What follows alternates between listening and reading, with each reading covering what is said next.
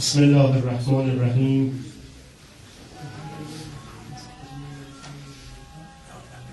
اللهم صل و سلم و زد و بارک علی صاحب الدعوة النبویة و الصولة الحیدریة و العصمة الفاطمیة و الحلم الحسنیة و الشجاعة الحسینیة و العبادة السجادیة و المعاصر الباقریة و الآثار الجعفریة و العلوم الکاظمیة و الحجج الرضویة و الجود التقویة و النقابة النقویة و الهیبة العسکریة و الغیبة الالهیة الحجة القائم بالحق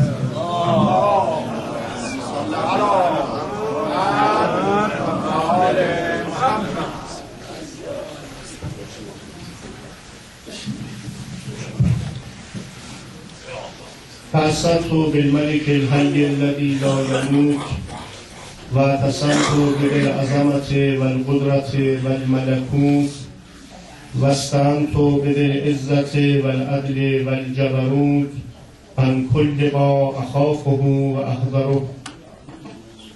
والصلاة والسلام على حقيقة الوجه الأتم العارف بما في اللوح والقلم العبد المؤيد الرسول المسدد المحمود الأحمد حبيب إله العالمين أبي القاسم محمد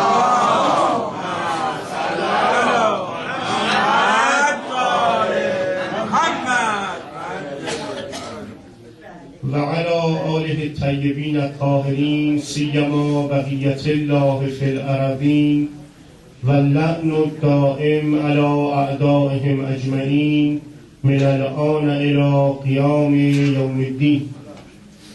جهت تعجیل در امر فرج حضرت ولی عصر حجت ابن الحسن المهدی ارواح العالمین لتراب مقدمه الفدا صلواتی مرحمت کنید. اللهم صل علی محمد و آل محمد. در ابتدای سخن توجه سروران گرامی، برادران و خواهران محترم را به مسئله از مسائل شرعیه جلب می کنم.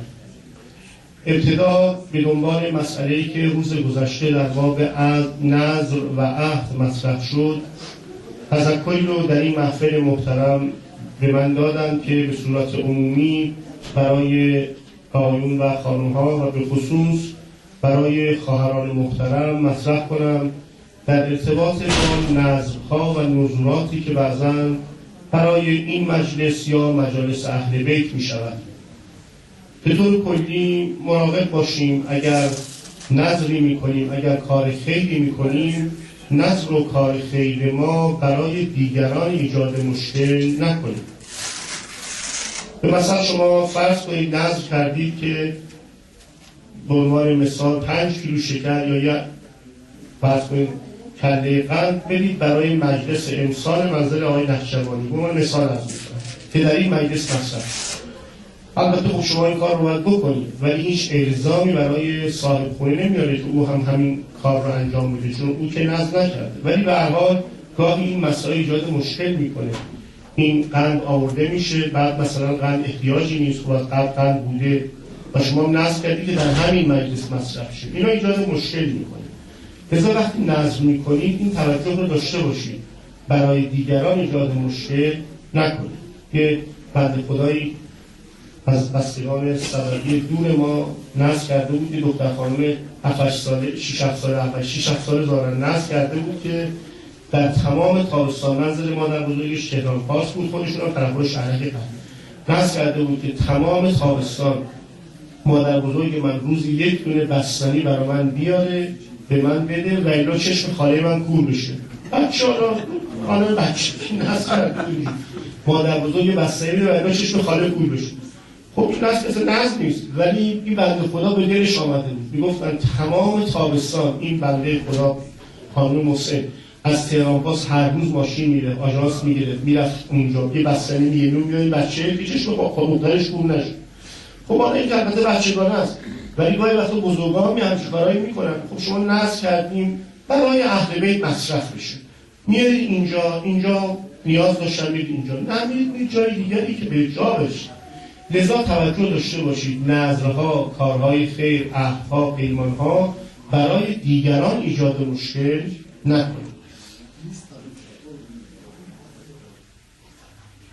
امروز مسئله رو هم می‌خواستیم مطرح کنیم که حالا یه مقدار مسئله اول توضیح دنباله مسئله روز قبل مقدار طولانی شد، انشاءالله می‌ذاریم برای فردا اگر حالا یادآوری فرمودید. مسئله است که شاید این روزها هم مبتلا باشه در مورد غسل زیارت آقا عبدالله علیه السلام که آیا با این غسل میشه نماز خون یا نه. انشاءالله بحثی است که برای فردا اگر خاطر من باشه عرض می‌کنم. اجمالاً امروز نکته‌ای که بیان شد دو نکته سلام. یک این که اولا این که شما نذر میکنید کار خیر انجام بدید برای دیگران الزام آور نیست. یعنی صاحبان محترم این مجلس یا هر مجلس دیگری لازم نیست که طبق نظر شما عمل کنه. یک، ولی به هر حال چرا آدم این کار رو انجام بده؟ خب نظر رو جوری میکنه که دستش بازتر باشه به این مجلس به اون مجلس، جایی که به هر حال برای حضرت سیدالشهدا علیه السلام ادامه عزا و ماتم میشه. خداوند به همه ما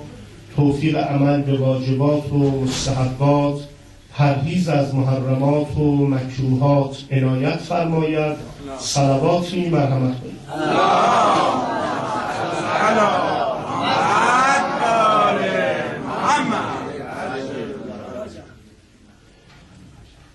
قال الله الحکیم فی کتابه الکریم و قرآنه العظیم اعوذ بالله من الشیطان الرجیم و اقم الصلاة طرفی النهار و زلفا من اللیل ان الحسنات یذهبن السیئات ذلک ذکری للذاکرین.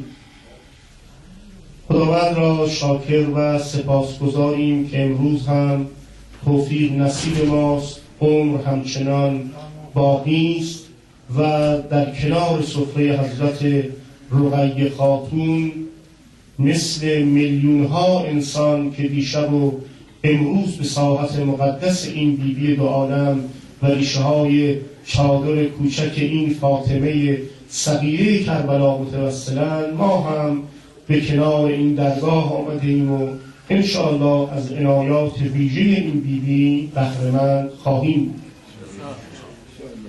نکته‌ای که در زیارت عاشورای آقا عبدالله الحسین و همه زیارات حضرت سید الشهدا قابل توجهه، جمله است که انسان رو به تفکر وادار میکنه. وقتی شما راجع به بزرگواری سخن میگویید، طبیعی است صفات و توصیفاتی که به زبان جاری میکنید در حد عظمت اوست. به عنوان مثال ساده عرض کنم، یه وقت شما راجع به استاد دانشگاه صحبت میکنید، هیچ وقت نمیگیریشون مثلا بلد بنویسه. خب استاد دانشگاه قرار بود ننویسه. برای بچه کلاس اول دبستان، برای بچه پیش دبستانی وقتی شما داری صحبت میکنید به دیگران میگید بله دختر من امسال مینویسه، بلد بنویسه، این وصفیه برای این دختر بچه به جام هست. اما برای استاد دانشگاه این وصف کسی نمی کنه. این توهین روز توصیفی در باره حضرت عبدالله الحسین و تمامی زیارات حضرت اونجور که من به خاطر دارم آمده که عجیبه و اون که و نه توصیف که شهادت میدهیم بر این مطلب ما که اشهد انک قد اقمت الصلاة، آقای من مولای من شهادت میدهم شما نماز را به پای داشتید. خب یعنی قرار بود آقا عبدالله نماز نخونه استغفرالله. خب شما بچه من امسال الحمدلله به سن تکلیف رسیده، دختر من. خب من جایی میخوام تعریف کنم میگم دخترم از اول تکلیفش مثلا عید قدیر تا حالا فرض کنید نمازش قضا نشه، مثال از نمازشو میخونه. این برای دختر من یه وصف خوبیه. برای آقا ابی عبدالله حسین سلام الله علیه مگه قرار بود حضرت نماز نخونی که ما میگیم اشهد ان قد اقمت الصلاة؟ پس معلوم میشه مطلب چیز دیگریه. اون اقمت الصلاة، اقامه صلات و نماز، اونی نیست که من و شما فکر میکنیم که اذانی که میگن بلنش نماز بخونه. معلومه که حضرت نماز میخونه علیه الله. حتی اون خبیثای ملعونی که خدا عذاب خودشون زیاد کنه، پیروان بدبخت و گمراهشون رو هدایت کنن یا قابل هدایت، حتی اون بدبخت ها نماز میخوندن. نامه مست لایقل بود، شب تا صبح با زن هرزه‌ای به سر برده بود، زن رو میآورد تو محراب میسون. خلفای رسول الله، همونایی که سنی ها خلیفه میدونن، همونایی که به ما میگن باهاشون برادری، نه برادر نیستیم با اونها، با این آدم میشه برادر شد. مست لایقل آمده تو مسجد، زن هرزه کثیف رو جلو ایستاد وایسونده، خودش هم پشت سرش ابتلا کرده. مردم امروز من به این زن اقتدا میکنم، همتون اقتدا کنید. در یکی از تواریخ داره در مورد یکی از همینها، همونجا بعد از نماز در مجلس جلوی چشم مردم کار دیگری هم کرد، همونجا با همون زن. کدوم رسول الله، کدوم خلیفه؟ به خود خداوندی خدا قسم بنده افتخار میکنم که به این دین کافرم. این مسلمانی بنده مسلمان نیستم. این خبیث ها با همه خباثتی که داشتن باز نمازه رو میخوندن، ولو مست ولو هرزگی میکردن در محراب پیغمبر. یا اون یکی علیاذ بالله پناه بره به خدا، نماینده عثمان در کوفه نماز خونده. تو حالا نمیخواستم وارد بحث بشم ولی واقعا جای شکر داره. چقدر باید خدا رو شکر کنیم که ما پیرو اینها مردها نشدیم. خدا وکیلی اگه من و شما تو خانواده شیعه به دنیا نیامده بودیم معلوم نیست خیلی زود میفهمیدیم که اینجا این بیراه هست. کما که اونا سنی ها بندگان خدا آدمای بدی نیستن، خیلی شما آدمای خوبی هستن، واقعا متدینن، واقعا مسلمان فکر میکنن هستن. اون تا خب یه خانواده اینجوری به دنیا آمدن، نتونستن حق رو بفهمن، خدا انشاءالله هدایتشون کنه. اونا مستضعفن. من و شما باید خیلی خدا رو شکر کنیم.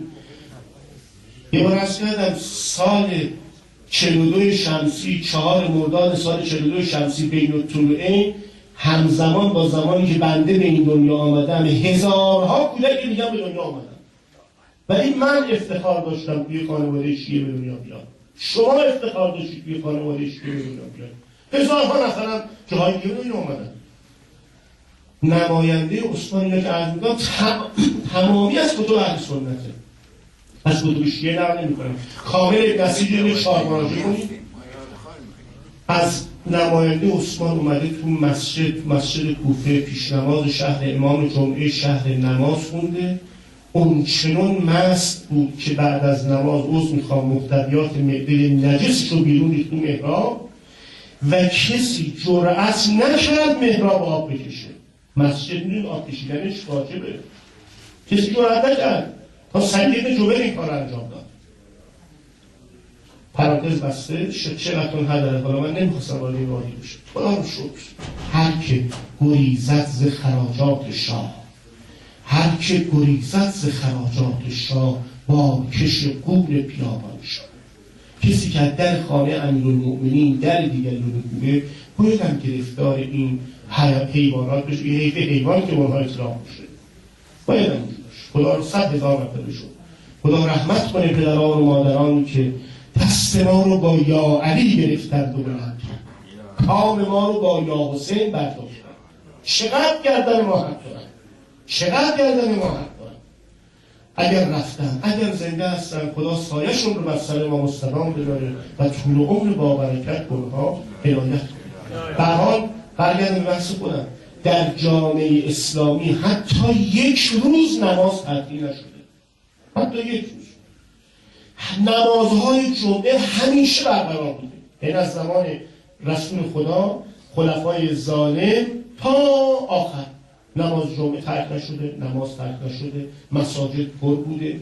شما همتون شنیدید مثلا که وقتی که خبر شهادت امیرالمومنین سلام الله علیه رسید گفتن مگه آقا مسجد میرفت، مگه علی مسجد میرفت. وقتی خبر شهادت از آقای امام حسین علیه السلام رسید به شام، 4 تا مسجد به شکرانه قتل پسر پیغمبر ساختن. پیرمردهای جد به کمر زده، دین به کمر زده میرفتن توی مساجد. البته بندگان خدا مستضعف بودن، نمیدونستن، نماز میخوندن، خدا رو شکر میکردن که شر این خارجی رو از سر اسلام و مسلمین کوتاه کردن. غرضم اینه که همیشه نماز بوده، نمازخون بوده، مسجد بوده، خیلی نپرو بمونده از حالا بوده، همین الان هم هست. پس معلوم میشه این چیزی که داریم به آقا ابی عبدالله اطلاق میکنیم مراد مطلب دیگری. اشهد انک قد اقمت الصلاة، آقا شهادت میدهم که شما نماز رو اقامه کردید. نه تنها در مورد سیر شهدا و زیارات حضرت، شما حالا اون مقدار که من مطالعه داشتم، اگر شما جای دیگه چیز دیگه دید من بفهمید، من یاد بگیرم. اون مقدار که من دیدم تا به خاطرم میاد، هر جای قرآن درباره نماز صحبت شده صحبت اقامه نمازه. یقیمون الصلاة، اقاموا الصلاة، اقیموا الصلاة، همه صحبت اقامت. اقامه نماز خوندن نماز نیست، تمام که اقامه عزاداری نیست. من و شما ممکنه تو منزلمون یه دیوار شعر باز کنیم، دیوار شعر مثلا محتشم یا هر دیوار باز کنیم، یا رادیو روشن کنیم، داری یه شعر برای سید شهدا میخونه، قطره اشکی در چشم ما حلقه بزنه، به صورت ما بچه، قطعا ما عزادار. به همین بیانی که قبل از من میفرمودم، قطعا خداوند این اشک دریا دریا لجب و معصیت رو از ما پاک میکنه. این تردید درش. اما این اقامه عزا و ماتم نیست. اقامه عزا یعنی که شما چراغی روشن، چند نفر دور هم جمع بشن، بنشینن، مشکی بپوشن، به سر و سینه بزنن، با هم نواشن، هم نالشن، سر و صداش. این اقامه عزا، همین کاری که این مجلس انجام میشه، همین کاری که امروز این سالها همه جا در همه دنیا شیعیان امیرالمومنین انجام میدن. خدا رحمت کنه مرحوم آیت الله علی موسی صدر رو رضوان الله علیه که خیلی امید داشتن که در این حوادث لیبیشون پیدا بشه بدنشون یا خودشون، ولی متاسفانه به هر حال روزگار چیز دیگری در تقدیر مقدر کرده برای این عالم بسیار بسیار بزرگ، بسیار بسیار خیلی رضوان الله علیه.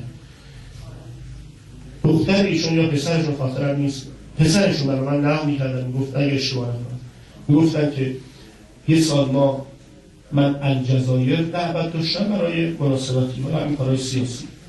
الجزایر دعوت داشتم، روز عاشورا الجزایر بودم توی یه هتل، روز عاشورا که دفعه دلم گرفت، روز عاشورا من اینجا چه کنم؟ دلم هوای حسین بن علی کرده. از خونه از هتل زدم بیرون. عزاداری آدم تو خونه‌ش هم میتونه بکنه، یه مقصد بخونه، یه زیارت عاشورا بکنه، ولی اقامه اعضای چیز دیگه است. گذارم از خونه بیرون، دیگه تو هتل بند نمیشون. آمدم میشخیدم یه پارکی بود، نشسته بودم توی پارک، هم دیگه نشسته بودم، یه وقتم یه آقای اومد کنار من نشست، به زبان عربی از من پرسید آقا سید دوست دارید در جلسه مصیبت و ماتم جدت حسین ابن علی شرکت کنید؟ واسه من تحقیق الجزایر خیلی ها پیرو خوارج اصلا شیعه نیستن، اصلا سنی هم نیستن، یه ادیان وضع خاصی دارن. بدون مقدمه مثلا منو میشناسه، من چیم، لباس من لباس شیعه نی، روحانی شیعه نیست، من شیعه. پرسیدم دوست داری در مصیبت جدت حسین شرکت کنی؟ گفتم بله دوست دارم. خوب بلند شما بیا. منم نمیشناسه، بلند کرد ما رو رفتیم یه جا دیدیم یه خونه درش رو باز کرد، رفتیم دیدیم در 12 نفر عاشق نشستن، خودمونی آقا مجلسی به پا بود میخوندند و به سر و سینه میزدند و گریه میکردند. این اقامه اساس، این اقامه عزا و ماتم فرق میکنه با عزاداری. نماز هم اونی که از ما خواستن اقامه صلاة. اون وقت اگر نماز این چنین شد زیر و رو میکنه انسان، یه دونش برای 7 پشت آدم بسته. این که عرض میکنم 7 پشت تعارف نمی کنم، یعنی من و شما نمیدونیم، بنده نمیدونم، شاید همه هستی دینی من نانی باشه که از نماز پدر بزرگ 4 هم برم میخورم. یه 2 رکعت نمازی ایشون نسلش رو بیمه کرده و این بوده. خدا رحمت کنه. حالا البته ببخشید من نسل خودم نمیخوام حرف بزنم ولی یادم اومد عرض میکنم خدا رحمت رو موقعی که من این لباس روحانیت رو پوشیدم خب ما قضیه سلکی البته دروس طلبگی میخونیم اما هیچ وقت من فکر نمی‌کردم این لباس رو بپوشم. قاعدگی میدونم تو مدرسه و اون تبلیغات مدرسه و فرضمون شد. حالا جریاناتی پیش اومد که الحمدلله این لباس نوکری رو من پوشیدم. وقتی لباس من پوشیدم عموی من که الان هستن گفتم فلانی راحت شدم. گفتم چطور؟ گفت خدا رحمت کنه پدرم، یعنی پدر بزرگ من، پدر مرحوم آش محمد مناقبی نوابی که از مخلصین ذاکرین حضرت سیدالشهدا بود. پدر من تعریف می‌کردن گفتن منزلشون میدون شام میدون قیام گفتن یه روز من گفتش فلانی جواد خاصیدی منو ببین 2 تومن دادم سوار درشکه شدم 2 ساعت رفتم 2 ساعت برگشتم رفتم بیسیم موقع بیسیم خارج از شهر بود دیگه مثلا 80 سال پیش از میدون شاه رفتم بیسیم 2 تومن دادم 2 ساعتم وقت گذاشتم رفتم وقت گذاشتم 5000 کنار چایی پاکت به من دادن دارم برگشتم 2 تومن خرج کردم 5000 گرفتم. ایشون گفتم آقاشون نرو چرا میری چرا قبول میکنی؟ فرمود اگر من نرم هیچ دیوانه این کار نمیکنه که 2 تومن بده 4 ساعت وقت بگذاره 5000 دیگه برگرده یه چراغ حسین بن علی خاموش میشه من میرم برای اون چراغ خاموش نشه. من چه آدمایی بودم توی این سطح لباس بعضا بودو شما که میگفتن وقتی من لباس پوشیدم عموی من گفتن که الحمدلله خدا رو شکر. گفتن چطور؟ گفتن که من از پدرم شنیدم به من گفتن که من افتخار نوکری ابی عبدالله رو تا قیامت تو نسلم از خدا گرفتم از خود سیدالشهدا گرفتم. حالا چه حالی بهشون نمیدونم یا حالی بهشون نسل و خلاصه تو اونها افتخار نوکری ابی عبدالله رو تو نسلش تا قیامت گرفته. عموی من گفت وقتی که من فکر میکنم بالا پدر تو بعد سال 20 سال هنوز پدر من زنده بودن پدر تو از دنیا بره پس چی میشه این دعا؟ یه کسی تو فامیل ما نیست که این حرف توش ست بکنه. الحمدلله که خدا سالا برای بنده بمانه مترسک ولی بالاخره خدا این دعا رو مستجاب کرد. غرضم اینه خیلی دعا کنید خیلی نماز بخونید خیلی صلوات بفرستید برای ارواحی که حق دارن گردن ما پدران و مادران و اجدادمون لقمه پاکشون بوده نفسشون بوده دعاشون بوده نماز هر چی بوده گاهی یه 2 رکعت نماز نسلی رو بیمه میکنه. قرآن میفرماد و اقم الصلاة طرفی النهار و زلفا من الليل نماز به پای دار. انشاءالله اگر خاطر من باشه به فضل الهی فردا این با به پا داشتن نماز رو بیشتر باز میکنیم ولی امروز دیگه نمیرسیم. نماز به پای دار 2 طرف روز و مقداری از شب. 2 طرف روز یعنی نماز صبح و نماز ظهر و عصر مقداری از شب یعنی نماز مغرب و شام. این آیه شریفه به 5 وقت نماز به اجمال اشاره کرده. حالا اینم تو پرانتز عرض کنم بعد نیست گاهی میگن آقا چرا مثلا شما میگی امیرالمؤمنین امام چرا اسم علی صراحتا تو قرآن نیومده؟ یه جواب که برید همین جواب. آقا مهمترین عبادت دینی چیه؟ نماز. این همه تو قرآن راجع به نماز آیه اومده. یه جا اومده گفته که نماز چند رکعته دقیقا مشخص کنه حمدش چیه رکوعش چیه سبحان الله چیه. قرآن اجمال مطلب رو بیان کرده و فرموده مردم اون چه در قرآن آوردیم رسول الله مبین اوست مفسر اوست لتبین للناس ما نزل الیهم. همونجوری که در مورد نماز خدا باز نکرده قرآن کتاب اجماله در مورد ولایت امیرالمؤمنین هم باز نکرده. اینجا به طریق اولا نباید باز بشه ولی اون نامردایی که برای کشتن پسر علی مسجد میساختن اون نامردهای لجن به دل زده‌ای که وقتی آقا ابی عبدالله اعلام کرد مگه من گناهی کردم من نمیشناسید این عمامه کی گفتن عمامه رسول الله این شمشیری گفتن شمشیر رسول الله این لباسی که من پوشیدم گفتن لباس رسول الله پس چرا با من میجنگی؟ گفتن بغضن لعبیک به خاطر بغضی که از بدن علی داری خودتون میجنگی در طول داری این آدم رو قرآن رد میکردن قرآن هم رو تعریف میکردن رضا اسم اولاد استراحت در قرآن نیامده اگر چه آیات فراوانی آمده شیعه و سنی نمیشن در حق مولاست. پرانتز بسته در این آیه میفرماد نماز به پای دار 2 طرف روز و مقداری از شب که که چی؟ ان الحسنات یذهبن السیئات. یه روزی امیرالمومنین سلام الله علیه نشسته بودن، عده‌ای از اصحاب دور حضرت جمع بودن. حضرت پرسیدن کدام شما میدانه امیدوار کننده ترین آیه قرآن چه آیه است؟ هر کسی آیه رو گفت. نوعا آیات توبه، الذین اذا فعلوا فاحشة او ظلموا انفسهم ذکروا الله فاستغفروا لذنوبهم و من یغفر الذنوب الا الله و لم یصروا علی ما فعلوا و هم یعلمون اولئک جزاؤهم مغفرة من ربهم و جنات تجری من تحتها الانهار خالدین فیها و نعم اجر العاملین. حضرت فرمودن آیه امیدوار کننده هست، اما اون آیه که من میخوام این آیه نیست.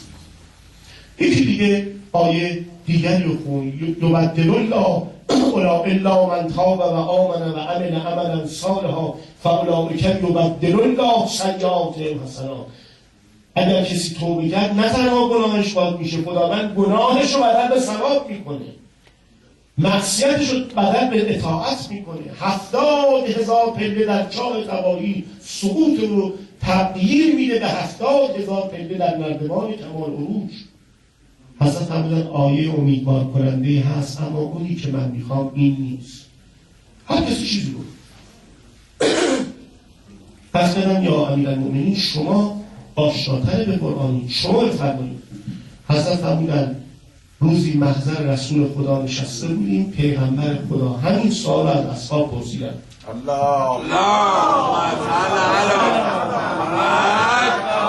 علی محمد که امیدوار کننده ترین آیه قرآن چه آیه است؟ هر کسی آیه رو خوند مثل شما. ولی پیغمبر می‌فرمودن این آیه اون آیه که میخوام نیست، اون امیدوار کننده ترین آیه قرآن. گفتن اصلا یا رسول الله خودتون بفرمایید.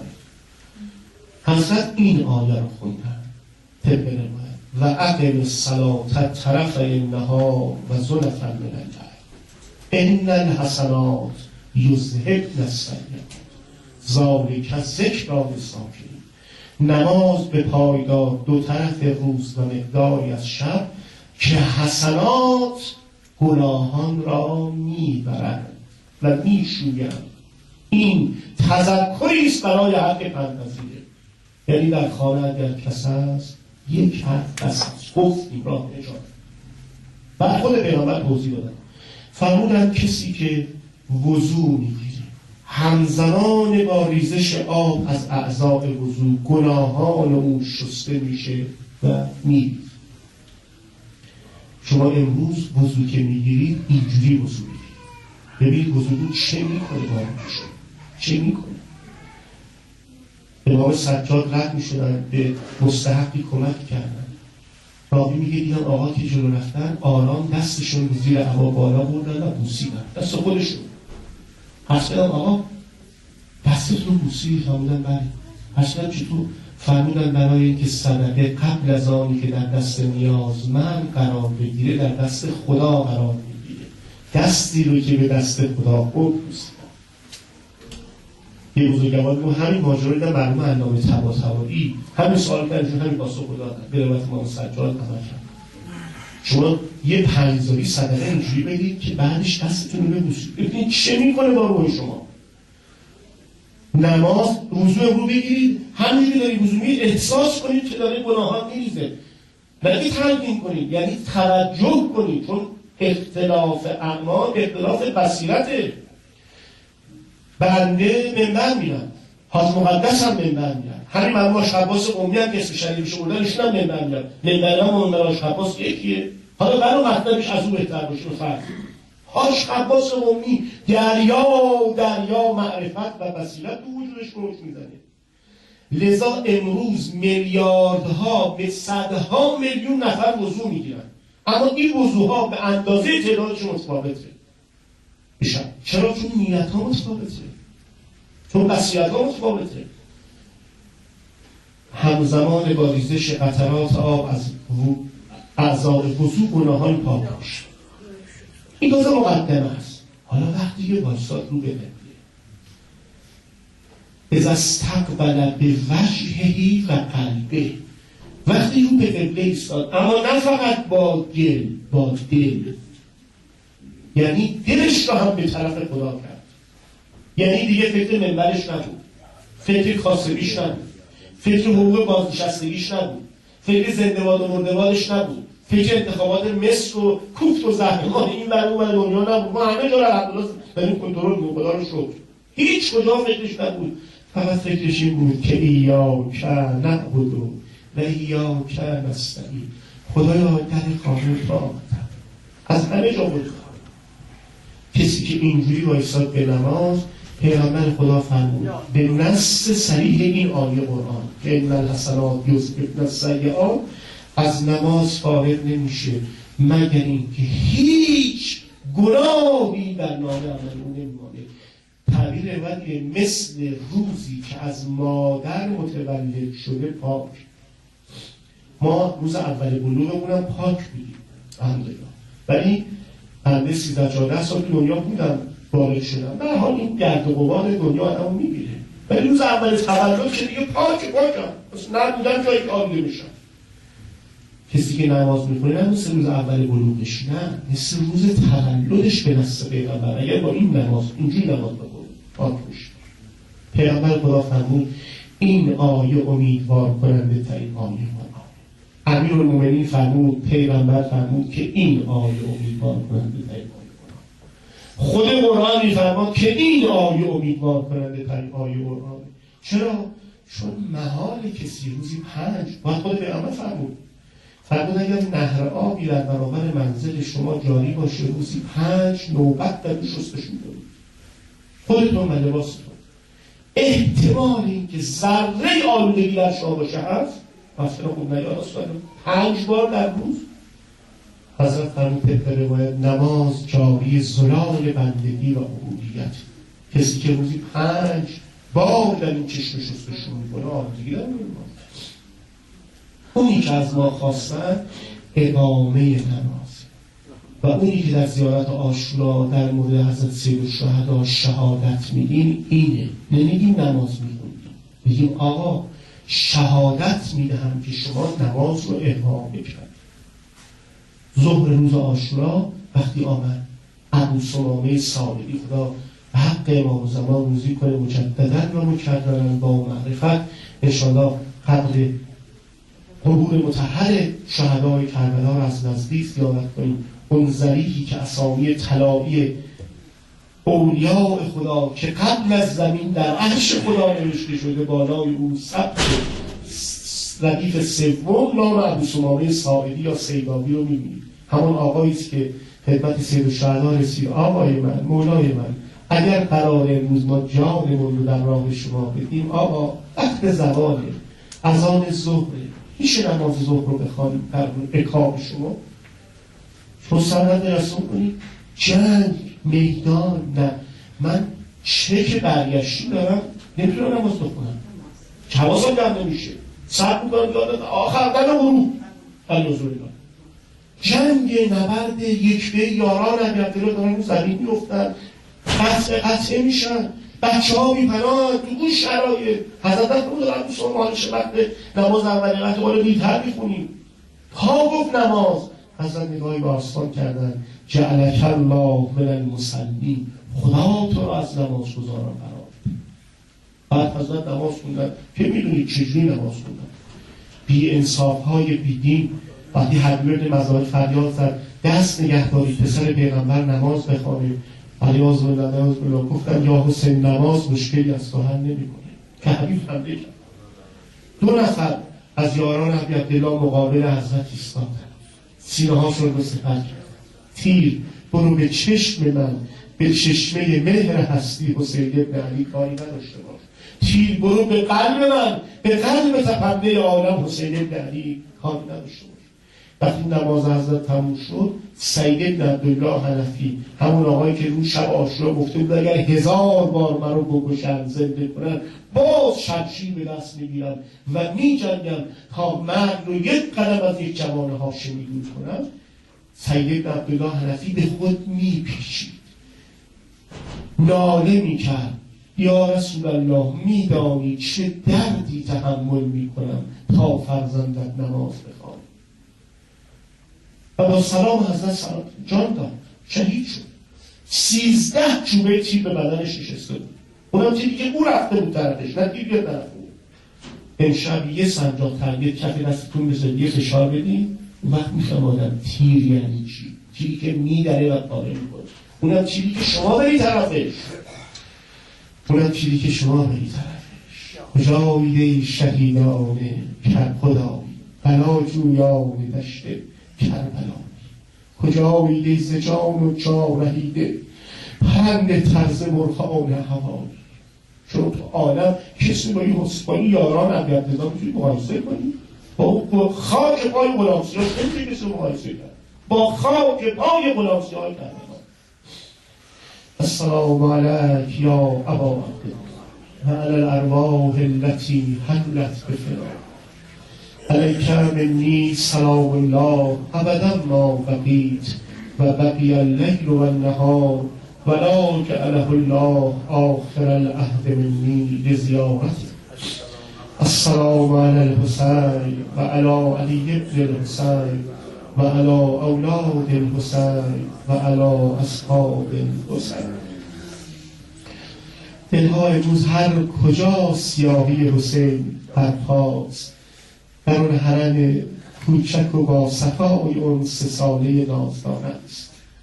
به قول یکی از رفقا میگفت خیلی عجیبه، شام دمشق فعلی وقتی شما میری هیچ کجاش بوی اهل بیت به مشام آدم نمیرسه، اما وقتی تو بازار میپیشی تو حرم این خانم کوچولو، آدم احساس میکنه تو حرم امام رضا علیه السلام، احساس میکنه تو خود کربلا.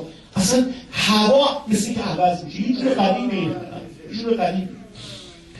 اجازه بدید من امروز مصیبت نخونم، یه قصه تعریف کنم، شاید یه سالم توی مجلس گفته باشم، از این جهت که خودم شاهد این قضیه بودم، بدون واسطه نقل میکنم. مصیبت ما خونده شد. مصیبت یه سال 77 ما 76 حالا خاطرم نیست، ما مشرف بودیم سوریه به جهت اینکه مشرف شیم کربلا. ایستاده بودیم کنار زری، کنار حرم آقا عبدالله حسین، یک با یکی از رفقایی که هم سفر هم کاروا بودیم، حالا شاید آقای بشناسن بعضی آقای دکتر گرایلی از رفقای مشهدی ما، دندانپزشک خیلی مطلعه، ایشون هم همسفر بود. ایستاده بودیم منتظر خانوما که بیان برگردیم زینبیه. ایشون قصه تعریف گفت فلانی سال قبل، سال 75 ما با خانوم بچه‌ها مشرف شدیم سوریه که از جا بریم کربلا. همینجا که الان با تو ایستادیم، من ایستاده بودم منتظر خانوم، طول کشید خانوم من نیومد، دیر اومد. بعد از یه 20 دقیقه اومد، دیدم این چشاش تو پاسخونی حال غریبی داره. گفتم چرا دیر کردی؟ گفت مگه نفهمیدی چی شد؟ گفتم نه. این همه سر و صدا نفهمیدی؟ گفتم چرا سر و صدا رو شنیدم، فکر کردم کفشی دزدیدن، کیفی بریدن، جیبی زدن. گفت کفش چیه، کیف چیه، جیب چیه؟ نمیدونی امروز خانم چه کرد رقیه خاتون؟ نمیدونی چه کرد؟ گفتم چطور قصه رو تعریف کرد؟ همینجور که های دکتر گرایلی داشتی قصه رو برای من میگفت، خانمش هم رسید، بقیه ماجرای خانمش هم بود و شهادت میداد که این قصه اتفاق افتاده. میگفت نشسته بودیم کنار زمین، یه خانم دکتر پرمن بود، یه اون مرتبه یه متر مرتبه یه خانم دیگه ایرانی نشسته بود، یه بچه 3 ساله تو بغلش بود، دختر بچه 3 ساله. خب خانم‌ها دیدید خیلی زود با هم معنوس میشن. ما فهمیدیم که این خانم آذری زبانیه، از ایران آمده، ولی بچه 3 ساله فرج مادرزاد، یه دیگه گوش بود، فقط چشمش تو پاسه چشمش هست. این خانم رو دیگه میگم من به این مادر خانم گفتم خانم نگاه به این زری کوچولو نکنی، یا نگاه داخل اون زری بکن، عروسکا رو ببین. این خانم کوچولو میدونه بچه چی میکشه، دیگه دامنش رو شبای افتاد همجا ببین. منقلب شد، گفت اصلا ما برای همین آمدیم اینجا. بعد قصه‌شو تعریف کرد. ما ساکن یکی از دهات اطراف ارومیه هستیم. 3 سال پیش خدای بچه رو به ما داد. 6 ماهه بود که فهمیدیم بچه فلجه. هر کاری تونستیم کردیم ولی فایده نداشت. 2 ماه قبل یکی از چند از همسایه ها اومده بودن منزل ما، یکیشون رو من گفت فلانی یه کاری بکن برای بچه، الان 3 سالشه بغلش میکنی، فردا این 15 ساله میشه، کاریش نمیتونی بکنی. گفتم خواهر تو که میدونی من ارومیه بردمش، تبریزم بردمش، میگه اصلا امکان نداره، این هیچ کجای دنیای بچه شفا نمیگیره، نمیتونه، اصلا نداره. اون خانومی که اینو گفته بود هنگاه من گفت خجالت نمیکشی؟ هیچ کجای دنیای بچه شفا نمیگیره؟ تو مملکت علی بن موسی رضا زندگی کنی میگی هیچ کجای بچه شفا نمیگیره؟ پس تو حرم چیه؟ ببرش مشهد. منقلب شدم گفتم ما بخوایم بریم مشهد مگه میتونیم؟ ما که میدونیم وضعمون چجوره. اون موقع همونجا فی مجلس پول تهیه شد، 5 تومن، 10 تومن، 15 تومن از همسایه ها این 2-3 روز بعد پول مشهد ما فراهم شد. ما اون شرف شدیم مشهد، من و پدری بچه و بچه 1 هفته هر روز صبح میبردم این بچه رو یه نخ میبستم گردنش، اون برشم میبستم به پنجره کولا رشته‌ای بر گردنم افکنده دوست میکشم اونجا که خاطر خاطرش یا علی ابن موسی رضا گردن ما رو بستن به ذریع شما و پدران. از اینجا به دیگه نمیدونم بلد نیست. 1 هفته گذشت خبری نشد. شب جمعه آخر که دیگه فرداشگاه برمیگشتیم همین نشسته بودن یه دفعه بریدم. خدا کنه وقتی ترمز میبره فرمون طرف حرم باشه، طرف حسین باشه، طرف امام رضا باشه. بریدم این نخ رو پاره کردم، بچه رو برداشتم رفت بلندش کردم رو کردم طرف زری گفتم آقا نمیگم بچه رو چرا شفا نمیگیره، شاید مصلحت نیست، اما آقا فکر بی آبروی ما رو نمی‌کنی. ما با پول مردم اومدیم این سفر، شما که میدونی چقدر جمع کردم و چجوری توی مردم نگاه کنم دیگه نمیدونم حرف بگیم. گفتم اومدم بیرون اومدیم منظر ناراحتم بودم. شب خوابیدم در عالم رویا خواب دیدم آقا علی بن موسی رضا علیه السلام تشریف آورد. از که این پسر رو خود من بدون واسطه دارم از کاندیدو گرامی نقل کنم.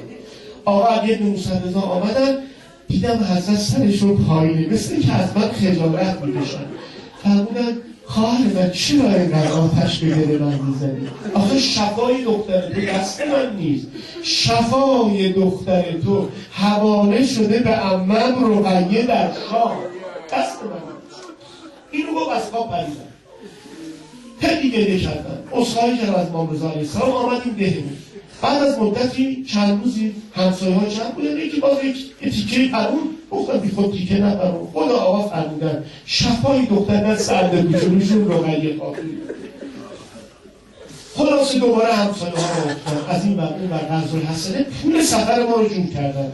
امروز خانم 3مین روزی که آمدیم شام، هر روزی بچه رو دارم اینجا میگم خانم جون من نمیمدم آقای امام رضا من رو فرستاده، خود جوابشو بده.